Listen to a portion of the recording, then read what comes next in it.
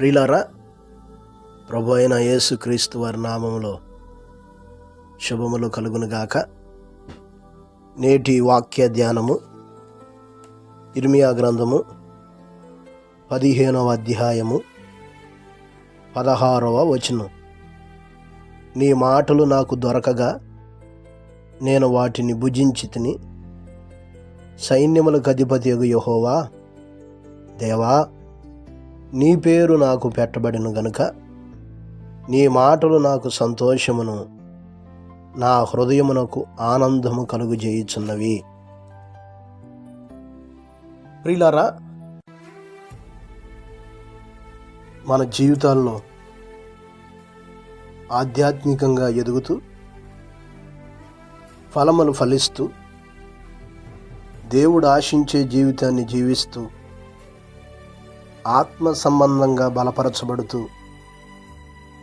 మన హృదయము ఆనంద సంతోషముతో నిండి ఉండాలంటే భక్తుడు వలె మనమును కూడా దేవుని మాటలు భుజిస్తూ అనగా ధ్యానిస్తూ దాని ప్రకారము నడుచుకుని వారుగా ఉండాలి. లేఖనముల్లో చాలామంది భక్తులు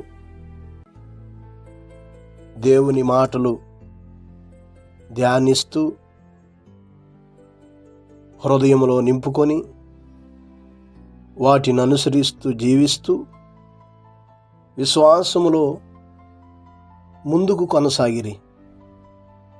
కనుక మనమును కూడా అట్టి స్థితిని కలిగి దేవుని వాక్యాన్ని భుజిస్తూ ఆధ్యాత్మికంగా ముందుకు సాగిపోదాం. అట్టి కృపను దేవుడు మనకు దయచేయునుగాక. పరిశుద్ధుడా, గొప్ప దేవుడా, సర్వాధికారి, ఘనమైన మా రక్షక, మీ స్తోత్రాలయ్యా.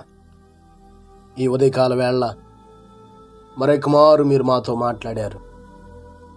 మీ పిల్లలంగా మేము ఆధ్యాత్మికంగా ఎదుగుతూ మీరు ఆశించే జీవితాన్ని, మీరు కోరుకునే ఫలాలు ఫలించాలంటే మీ మాటలు భుజిస్తూ ధ్యానిస్తూ వాటి ప్రకారం జీవించువారుగా ఉండాలని మీరు మాతో మాట్లాడారు. ప్రభువా, మీకు వందనాలు.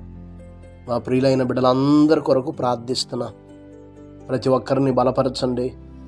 వారు జరిగిస్తున్నటువంటి ప్రతి పనివాట్లలో తగినటువంటి మీ సహాయమును, మీ సన్నిధిని తోడుగా ఉంచమని ప్రార్థిస్తున్నాను తండ్రి. ఆధ్యాత్మికంగా బలపరచండి.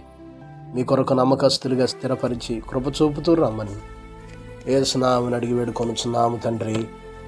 ఆమేన్. ప్రభు కృప మీకు తోడయ్యుండును గాక. ఆమేన్.